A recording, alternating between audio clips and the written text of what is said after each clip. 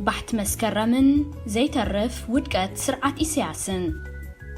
أبزي نمبل 59 عمت زغري ممسرات برتاو قالسي حزب إرترا زخونت عزست علت بحت مسكرم نتصنبللو زلنا وقتي نقولو أوشتن وطأن زلو حزب إرترا يوهانا نبل برتاو قالسنا كاب بحت مسكرم 1961 كتاب 24 جنبوت 1991 أستات 3 عمتات وسيدو دحر رزين مسواتي ناشعات بلوصات دقو دما حزبنا هاجراونا صنتون لولاونتون كم زرغاغصه عالم زمسكرون زدنقون تاريخاو حقيو يخون امبر حماق ناي تاريخ አጋጣሚ ወይ ሓደጋ ኮይኑ ፍረ መስዋዕቱን ቃልሱን ኣብ ክንዲ ዘስተማቕር ብሓደ ብቐንዱ ብኢሳያስ አፈወርቂ ዝምራሕን ውሑዳት በብግዚኡ ዝለዋወጡ ገለ ድማ ስውራትን ቀወምትን መሻርክቱ ዘለዎ ጉጅለ ምልካውያን ሸፋቱ ተመንዚዑ እዚ ጥራይ ዘይኮነ እዚ ሓላልን ንጹህን ህዝቢ ንኻልኣይ ኣስታት 30 ዓመታት ብድምር ኣብ ትሕቲ ምልኪ እናተሳቀየ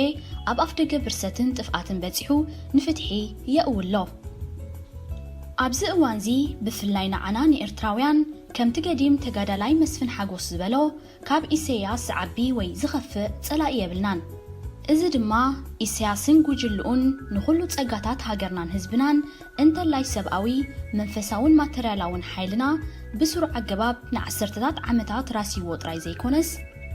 ነቲ ጸጋታት ጥፍኣትና ንምቅልጣፍን ስልጣኑን ምዕቃብን ይጥቀመሉ ስለ ዘሎ እዩ ሎሚ ኤርትራ ዘላቶ ዘሕዝን ኣረ ዘብኪ ኩነታት ብሰንኪ ኢሳያስን ጉጅልኡን እዩ እንተተባህለ ምግናን ኣይኮነን ኣብ ታሪኽ ብዙሓት ውልቀ መለኽቲ ተራእዮም እዮም ነቶም ናይ ጥንቲ ከም ሮማውያን ናይ ማእከላይ ዘመን ከም ናፖሊዮን ከምኡውን ኣብ ዓበይቲ ሃገራት ከም ጀርመን ሩስያ ቻይናን ዝነበሩ ሓያላትን ፍሉጣትን ከም እኒ ሂትለር ሙሶሊኒ ስታሊን ማኦን ካልኦትን ንጎኒ ገዲፍና ኣብቶም ዘመናውያን ናይ ዳሕረዋይ ክፋል 20 ዘመንን ከማና ኣብ ሳልሳይ ዓለም ዝነበሩን ንምንጽጻር ዝኣክል ንርአ ከም ናይ ሊብያ ቀዛፊ ናይ ኢራቅ ሳዳም ሁሴንን ካልኦትን ምስ ንዕዘብ ወይ ንፍትሽ ነዚ ዝስዕብ ሓቅታት ንግንዘብ ኣብ ታሪኾም እንተስ ንውልቃው ዝንኦም እንተስ ንነብሶም ንምክልኻል ወይ ህቡብነት ንምጥራይ እንተስ ንኻልእ ዕላማ ንሃገሮም ብወተሃደራዊ ቁጠባዊ ዲፕሎማስያውን ፖለቲካውን ከምኡውን ማሕበራዊ ባህላዊ ቴክኒካውን ትሕተ ቅርጻውን ካልእን መድያት ንቅድሚት ዝውንጭፉ ስጉምታት ኣታሕታትዮም እዮም ኣብቲ ንመነባብሮ ህዝቦም ዝምልከት ቁጠባውን መምሕዳራውን ፖሊሲታት እውን እንተኾነ ምዕባለታትን ምንቅስቃሳትን ኣይዕንቅፉን ወይ ኣይዓግቱን ነበሩ ጽልኦምን ስጉምታቶምን ኣብቶም ንስልጣን ዝወዳደርዎም ውልቀ ሰባትን ጉጅለታትን ወይ ናይ ወጻኢ ተጻባእቶም ጥራይ ዘተኮሩ ነበሩ ምናልባት እዚኣቶም ማለት ሊብያን ኢራቅን ልዑል ናይ ነዳዲ ሃብቲ ስለ ዝነበሮም እዮም ንከይበሃል ኩሉ በብዓቕሙን በብደረጅኡን ክሰርሕን ክነብርን ይኽእል እዩ ኢና ንብል ዘለና እዚ ስርዓት እዚ ግን ኣንጻር ቆልዓ ሰበይቲ ዝዓጥቕን መግብን ሃለኽትን ካብ ዓዲ ናብ ዓዲ ከይንቀሳቐሱ ዝእግድን ኣረሜን እዩ ኣባይቲ ከይህነፁ ሰብ ካብን ናብን ተንቀሳቒሱን ሰሪሑን ህይወቱ ከይመርሕን ከይረብሕን ዝእግድ እዩ ዋላ ኣብቲ ዝኸፍአ ምሕደራ ፋሽሽታዊ ሙሶሊንን ናይ ሃፀይ ሃይለ ስላሰን ወተሃደራዊ ስርዓት ደርግን ዘይነበሩ ተርእዮታት እዩ ኣምፂኡልና ህዝቢ ሕረስ ሓረስታይ ንገድ ነጋዳይ ኣብ ክንዲ ዝበሃል ኣብ ውሽጣዊ ጉዳያቱ ከም ሃይማኖት ስፖርት ማሕበራዊ ህይወት ክሳብ ሓዳር ናብራ ወዘተን ከይተረፈ ኢድ ከእቱ ዝፍትን ብፍሉይ ጸረ መንእሰይ ዝኾነ ብገደብ ኣልቦ ሃገራዊ ኣገልግሎት ዝስመ ዘመናዊ ባርነት ብትሑት ደሞዝን ብዘይመሰልን ንህይወቶምን ንእስነቶምን ብጭካነ ዝበልዕ ንደቂ ኣንስትዮ ኣብቲ ዘፍርያሉ ግዜአን ከይመሃራን ከይሰርሓን ሓዳርን ጌረን ከይወልዳን ከይፈርያን ኣብ ውሽጢ ሃገር ኮነ ኣብ ወጻኢ ምስ ዝነብሩ መጻምድተን ከይነብራን ከይጽንበራን ዝኽልክልን ዝዕንቅፅን እዩ ኮታ ብሓፈሻ ህዝብና ንቡር ህይወት ከይረክብ ዝሓረመ እዩ ስርዓት ኢሳያስ አንጻር መንፈሳውን ዓለማውን አንጻር ነጋዳይን ምሁርን አንጻር ሽማግለን ትሕቲ ዕድመን ዝኾነ ሓሳድን ክፉእን መወዳደርቲ ዘይብሉን መራሒ ናይ ውልቀ መላኺ እዩ እቶም ብግሁድን ብሕቡእን ዝበሎም ውርያት ናይ ብድዐ ጸረ ህዝብን ቃላት ኣብ ካልእ ኣጋጣሚ ክሰፍሑን ክዝርዘሩን ዝኽእሉ ብሂላት ኣብዚ ገለ ኣብነታት ምጥቃስ ይከኣል ኣብ መበል 21 ዘመን ያኢ ከም ዘመነ ባቢሎን ሜሶጶጣምያ ግሪኽ ናይልን ናይ ህንዲ ጋንጅስን سبيو ناب ماي زخيد امبر ماي ايكونن ناب سب زمص إلونا منغستي إرترا نهزبي أبغوغوزو خيدو سومون بقيع كحاردلون فيستولان باخ عدلون دليخم بانن باستان مبلع يتصنحالكم أنا كونترات زهبنية باللين نهزباو جنبار زي قبل ناب ورحي وي كالق بلانيت يخيد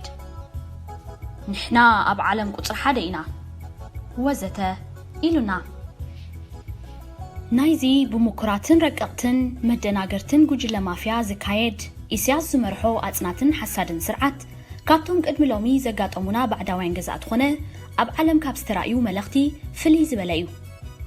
مس ناي سمين كوريان ناي كامبوديا مرح نبر بولبوت أبقل أقباباتن چكانن تمساسلنت كوان تحلوهم زخونه كابتين السوم نهاجروم كونن هزبوم جيروموز بهال أونتاو مدات ولا أزي وحد أي مساسلنيو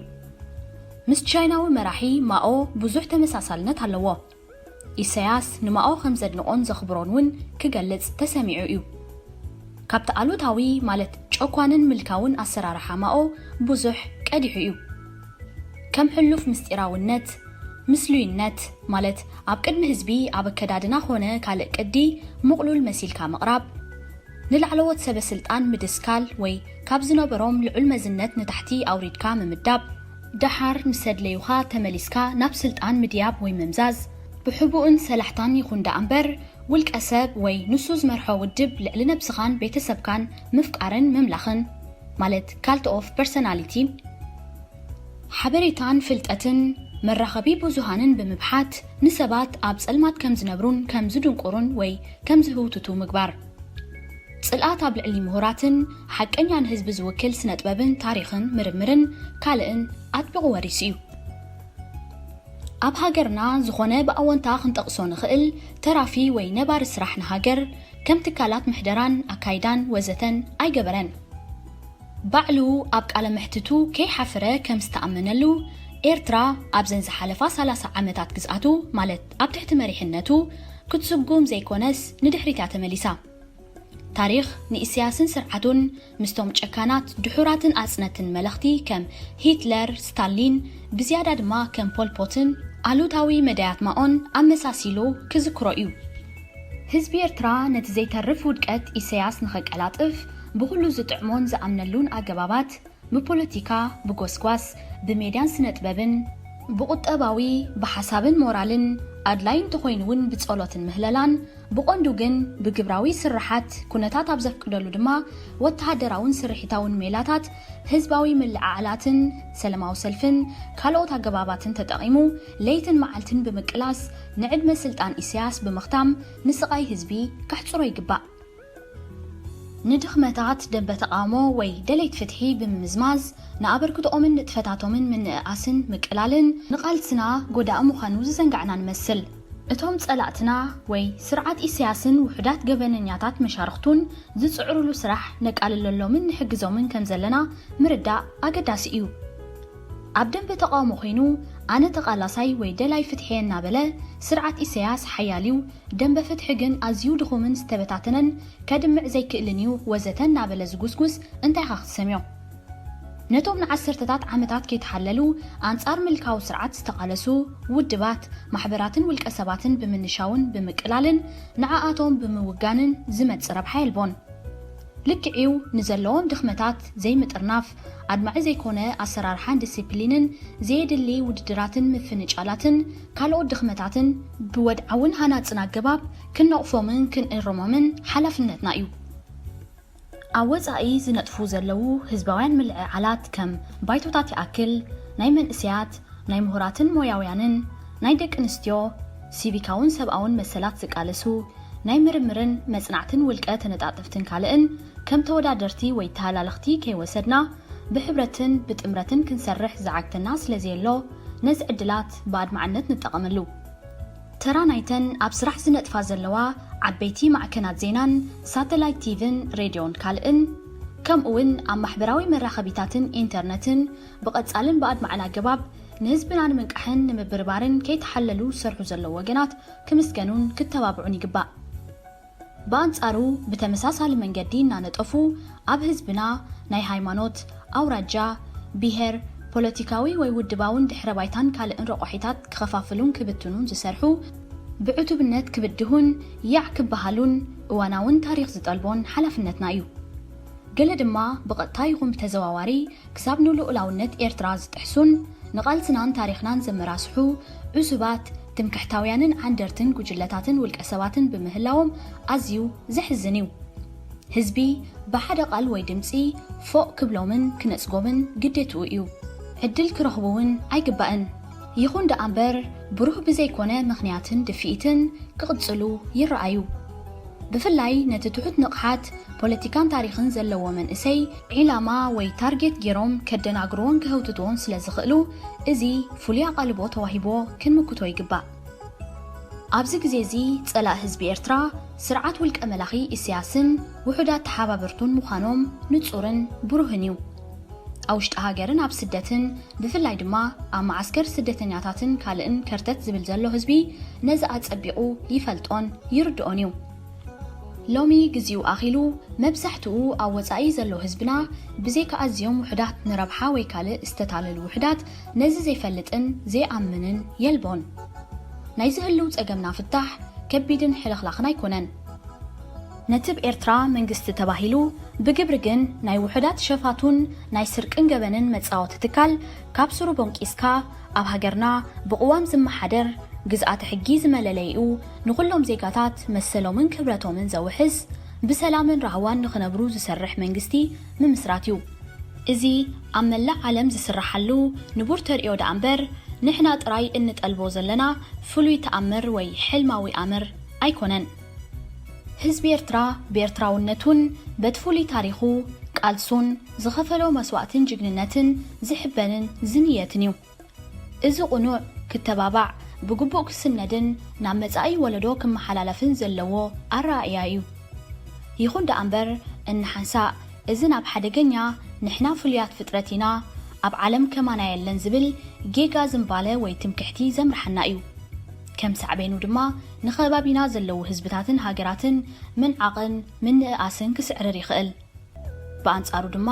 ሎሚ ኤርትራ ንኣስታት 30 ዓመታት ብጉጅለ ምልካውን ሽፍታውን ስርዓት ኢሳያስ ተዳሂኻ ትሳቐ ስለ ዘላ